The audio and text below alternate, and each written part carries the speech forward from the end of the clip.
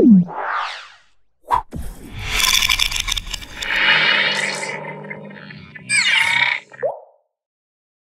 Hello నమస్తే welcome back to our channel. ఈరోజు మనతో ఉన్నారు డాక్టర్ శ్రీ ఆచార్య అనంతకృష్ణ స్వామి గారు. గురువు గారితో మాట్లాడతాం. నమస్కారం గురుగారు. నమస్కారం. గురువుగారు, ఒక మనిషి ఏదైనా సాధించాలి అనుకున్న టైంలో తనకి వెంటనే వచ్చే ఫీలింగ్ ముందు భయం వస్తుంది అంట కదా. ఆ భయం ఒక లిమిటింగ్ బిలీఫ్ కింద మారిపోయి, అమ్మో నేను ఇది సాధించలేనేమో, అమ్మో ఈ డబ్బులు నాకు రావేమో, అమ్మో ఇది అని చెప్పేసి ఈ భయంతో వెంటనే నలిగిపోతుంటారు.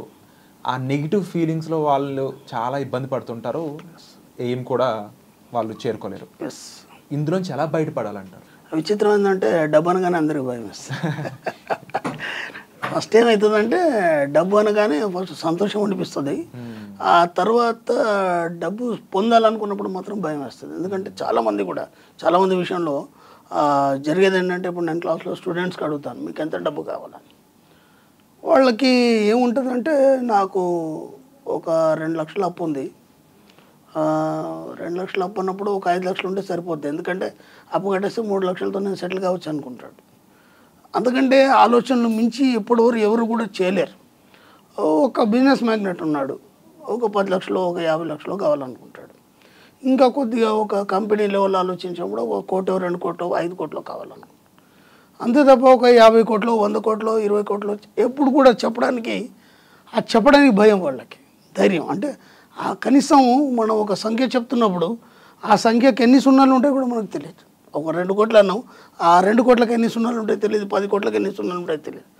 ఇక్కడ మన సబ్జెక్టులు ఏంటంటే, నువ్వు స్పష్టంగా దాని పట్ల అవగాహన కలిగి ఉన్నప్పుడే అది నువ్వు పొందడం అనేది జరుగుతుంది. కాబట్టి భయం అనేది చాలామందిని పట్టి పీడిస్తుంది. 2, డబ్బు వస్తే మీరు ఏం చేస్తారు అని అన్నాం అనుకో, వాళ్ళ దగ్గర ఆన్సర్ ఉండదు. ఎప్పుడో దేవుడే కనిపించాడు, మీకు దర్శనం ఇచ్చాడు, ఉన్న పలంగా ఓ 10 కోట్లు ఇస్తాను, నువ్వు ఏం చేస్తావని దేవుడే క్వశ్చన్ వేసాడు మిమ్మల్ని. లేదంటే ఒక అతీత శక్తి మీకు క్వశ్చన్ వేసింది, నీ దగ్గర ఆన్సర్ ఉండదు. 10 కోట్లు ఏం చేస్తావు? ఎందుకంటే ఇప్పటి వరకు 10 కోట్లు నీ దగ్గర వస్తే నేను ఏం చేయాలనే ఆలోచన నీ దగ్గర లేదు. అంటే ఏనాడు కూడా ఒక 10 కోట్ల గురించి నువ్వు ఆలోచించలేదు. ఇప్పుడు ఉన్నప్పుడు నాకు క్వశ్చన్ వేసరికి ఏం చేయాలో నీకు అర్థం కాదు. కాబట్టి డబ్బు అంటే చాలామందికి భయం. ఆ భయం ద్వారా డబ్బును పొందలేకపోతున్నారు, డబ్బును సంపాదించలేకపోతున్నారు. కాబట్టి ముందు ఆ భయాన్ని తొలగించాలి. డబ్బు అనే దాంట్లో మీకు ఎక్కడైతే భయం అవుతుందో, డబ్బు గురించి ఆలోచించడానికి కానీ ఊహించడానికి కానీ ఆ భయాన్ని తొలగిస్తే ఆటోమేటిక్గా డబ్బు రావడం అనేది మొదలవుతుంది. ఎలా తొలగించాలనేది మనం క్లాస్లో చెప్తాం. తప్పకుండా గురువు గారు. అయితే ప్రతి మనిషికి కూడా ఫీలింగ్స్ అనేవి కామన్. పరిస్థితులను బట్టి ఆ ఫీలింగ్స్ మారుతూ ఉంటాయి. ఇప్పుడు మనం భయం, నెగిటివ్ ఫీలింగ్ బాగానే మాట్లాడుకున్నాము. అలాగే పాజిటివ్ ఫీలింగ్స్ కూడా ఉంటాయి. కానీ చాలామంది వాళ్ళకి వచ్చే పాజిటివ్ వైబ్స్ని, పాజిటివ్ ఫీలింగ్స్ని ఉపయోగించుకోలేకపోతుంటారు. దాన్ని కూడా నీట్గా మార్చుకునే కొంతమంది కూడా ఉన్నారని చెప్పాలి. నిజంగా పాజిటివ్ ఫీలింగ్స్, పాజిటివ్ సిచ్యువేషన్లో మనం ఉన్నప్పుడు దాన్ని ఇంకా డబల్ ట్రిపుల్ ఎలా చేసుకోవాలి, దాన్ని పూర్తి జీవితానికి మనం ఎలా అన్వయం చేసుకోవాలంటారు?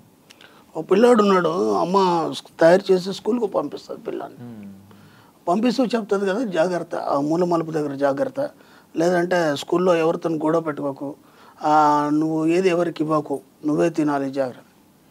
ఇవన్నీ మీకు పాజిటివ్గా కనిపిస్తున్నాయి, కానీ అవన్నీ నెగిటివ్స్. ఇందాక మీరు అడిగారు, మన పాజిటివ్ని కూడా నెగిటివ్గా మార్చుకుంటాం మనం అనేది ఇదే. ఇప్పుడు వాడు ఉదయం లేవగానే వాడు మైండ్ ఏముంటుందంటే, నేను తొందరగా స్కూల్కి వెళ్ళిపోవాలి, అక్కడ మా ఫ్రెండ్స్ ఉంటారు, వాళ్ళతో నేను సరదాగా ఉండాలి, ఏమేమి హోంవర్క్ నేను రెడీ చేసుకున్నాను, టీచర్ అడగని నేను చెప్పాలి. ఒక హెల్తీ మైండ్తో ఉంటాడు వాడు. ఆ వెళ్ళే మూమెంట్లో మనం ఇవన్నీ జాగ్రత్తలు చెప్పేసరికి కంటే వాడు సబ్కాన్షియస్ మైండ్ దెబ్బతింటుంది. ఇప్పుడు ఏమైపోతుంది, వాడు బాగానే ఉంటాడు, సరిగ్గా మూల మలుపు దగ్గర అమ్మ చెప్పింది గుర్తుకొస్తుంది. ఆ జాగ్రత్తలో ఏదో చిన్న తేడా వచ్చి వాడికి ఏదో చిన్న దెబ్బ తగలడం కానీ పడడం కానీ జరుగుతుంది. నువ్వేమీ చెప్పలేదు, వాడు సబ్కాన్షియస్ మైండ్ ఫ్రీగా ఉంది, ఈజీగా వెళ్ళిపోతాడు, ఈజీగా వచ్చేస్తాడు. కాబట్టి ఎక్కడ కూడా మనం ఏం చేస్తామంటే, మీరు అన్నట్టుగానే ప్రతి దగ్గర కూడా మనం దాన్ని పాజిటివ్ అనుకొని నెగిటివ్గా మార్చుకుంటాం. కాబట్టి ఇక్కడ విచిత్రం జరుగుతుందంటే, అది ఎందుకు జరిగింది, అలా ఎందుకు జరిగిందంటే, మీకు బుద్ధి తెలిసినప్పటి నుంచి ఇప్పటి వరకు సమాజం నుంచి మ్యాక్సిమం పాజిటివ్ అనుకొని నెగిటివ్నే నేర్చుకున్నాం మనం. కాబట్టి అది పాతుకుపోయింది సబ్కాన్షియస్ మైండ్లో. అది మీరు ఎంత బాగా ఆలోచించినా, ఎంత మనం పాజిటివ్గా పోదామన్నా సరే, అది నెగిటివ్ వైపే ప్రయాణం చేయడం అనేది జరుగుతుంది. కాబట్టి దాన్ని మార్చాలన్నప్పుడు ఆ యొక్క సబ్కాన్షియస్ మైండ్లో డిజైన్ని మార్చాలి పూర్తిగా. ఆ డిజైన్ని మార్చాలంటే దానికి మనం ముందు బ్రెయిన్ ట్రైన్ చేయాలి. ఆ బ్రెయిన్ డ్రైన్ ఎలా చేయాలి, సెల్ఫ్ హిప్నాసిస్ ఎలా చేసుకోవాలి, చేసుకొని మనం ఏది లేనిది కూడా ఉన్నట్టుగా మనం మెల్లిమెల్లిగా ఒక్కొక్కటిగా ప్రాక్టీస్ చేసుకున్నప్పుడు దాదాపు ఒక 40 డేస్లో మనం దాదాపు ఒక 50% రీచ్ కాగలుగుతాం. ఆ తర్వాత ఇంకేమైనా డిస్టర్బెన్స్ వస్తే దాన్ని ఎలా అధిగమించాలనేది మనం క్లాస్లో చెప్పడం జరుగుతుంది. తప్పకుండా గురువుగారు.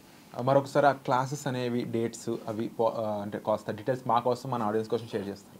ఓకేనండి. ఇప్పుడు మనకి ఈ 2024 అండి, మనకి 15th సెప్టెంబర్ వచ్చి మనకి రాజమండ్రిలో ఉంటుందండి. అలాగే 22nd సెప్టెంబర్ వచ్చి మనం రెగ్యులర్ క్లాస్ మళ్ళీ హైదరాబాద్లో ఉంటుంది. అలాగే 29th సెప్టెంబర్ వచ్చి మనకి అనంతపూర్లో ఉంటుంది. 6th అక్టోబర్ వచ్చి మనకి విజయవాడలో ఉంటుంది. అలాగే 27th అక్టోబర్ వచ్చి మనకి బెంగళూరులో ఉంటుంది. వీళ్ళని తొందరగా మనం ఎన్రోల్ చేసుకోండి, ఎందుకంటే రష్గా ఉన్నాయి క్లాసెస్, జనాలు చాలా పెరిగారు, అందరికీ డబ్బు మీద అవగాహన వచ్చింది, దాంతోపాటు సంపాదించాలనే కసి వచ్చింది. ఇంత ఉందంటే ఏదోలాగా జీవించడం అనేది ఒకటి అలవాటు అయిపోయింది. మన వీడియోలు చూసిన తర్వాత, చాలామంది అచీవ్మెంట్స్ చూసిన తర్వాత అందరికీ ఒక రకమైనటువంటి కసి కూడా వచ్చింది. అన్నీ సంపాదించాలి, అన్నీ ఆనందంగా అనుభవించాలనే కోరికలు వచ్చింది. దానికి పడ్డ డబ్బు ఎలా సంపాదించాలనేది కూడా మన క్లాస్లో చాలా మనం ఎన్నో అచీవ్మెంట్స్ చూస్తున్నాం. వీళ్ళని తొందరగా ఎన్రోల్ చేసుకోండి.